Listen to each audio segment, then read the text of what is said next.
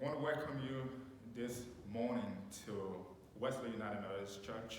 And for those of you that are joining us for the first time, we say you are welcome to Wesley United Methodist Church, where everyone is someone. We most especially want to just take this time, despite the coronavirus and pandemic and everything that's been going around. I just thank God that you can make it to church this morning. This morning for our sermon, I want for us to wrestle this morning with the text, John 18 verse 33 through 38. St. John chapter 18 verse 33 through 38. And we will be dealing with the question, what is truth? What is truth? Our text was read already by our first reader this morning, and so I will just go straight into the text. Our text this morning is beautiful. John's gospel is Christologically driven.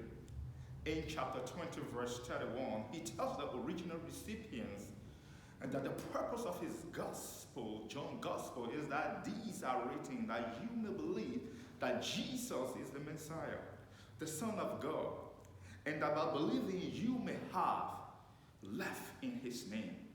In fact, in chapter 18, verse 33 to 38, he brings his reader to a point in the gospel that challenges his audience to wrestle with the question of truth. The question for this morning, for us, have you ever been confronted with the truth? The question comes as a reminder for every one of us that the truth has always been there.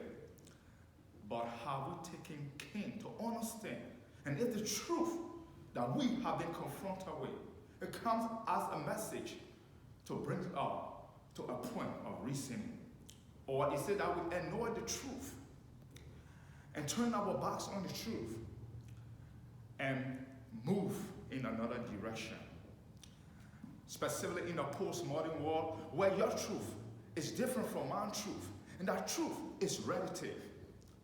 Our sermon this morning will try to see how we can understand not only that truth is a necessity, that it is necessary, but that Jesus' witness to the truth and his testimony is not only truth, but he himself is the truth. To help us comprehend Pilate's question, we need to understand the context of his question and what we can glean this morning from the text during this time of Lent. In John 18, verse 1 to 12, Jesus is betrayed and arrested. In verses 13 through 24, Jesus is before Annas, the high priest. And in 25 to 27, Peter denies Jesus. And in verses 28 to 29, it is clear that Jesus then comes before Pilate. And John recalls in chapter 18, verse 32, that the Jewish religious leaders accused Jesus and state his charges before Pilate. If he were not an evildoer, we would not have delivered him up to you. It's within the context of the first 32 verses, that verses 33 to 38 of Pilate's interrogation brings us to our question this morning. What is truth?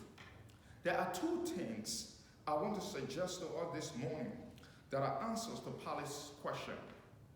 Firstly, Jesus' confession of the truth. 3 times the word truth was used in verses 37 to 38 alone. Not only that, but Jesus has used the word truth 26 times already in the Gospel of John, just highlighting the importance of the word and truth.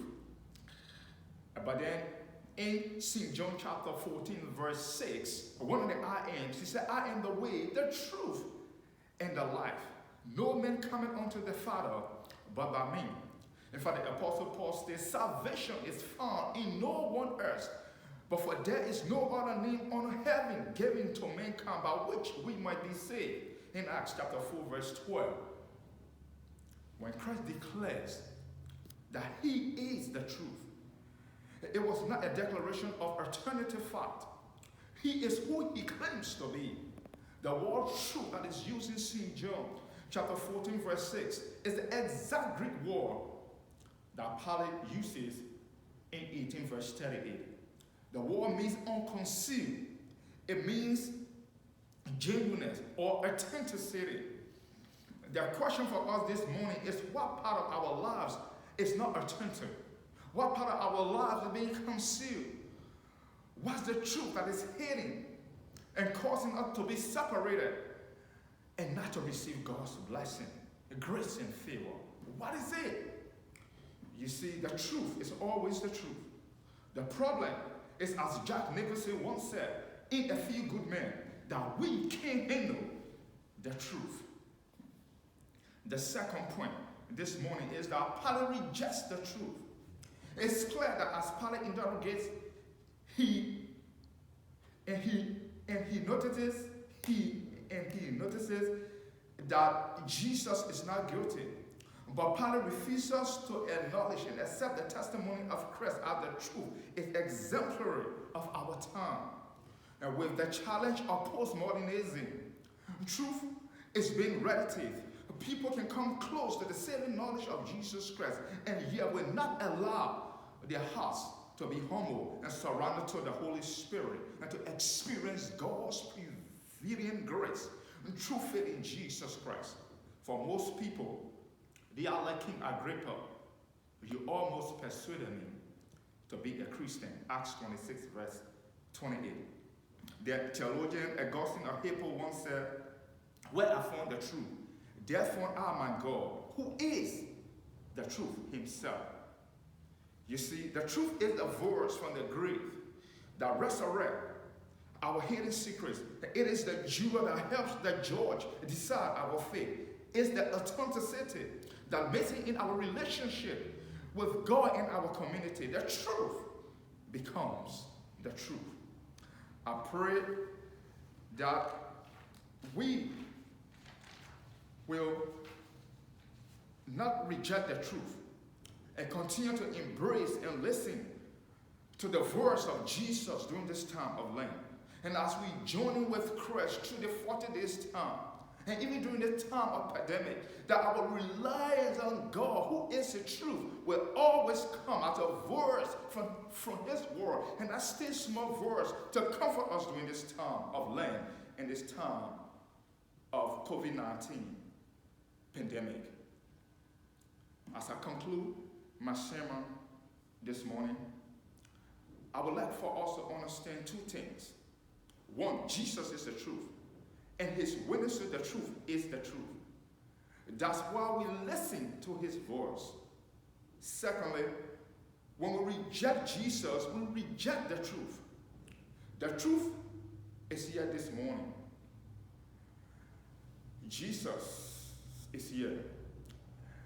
And I'm encouraging those of you that are here this morning to take the truth with you outside of the corridor of this edifice.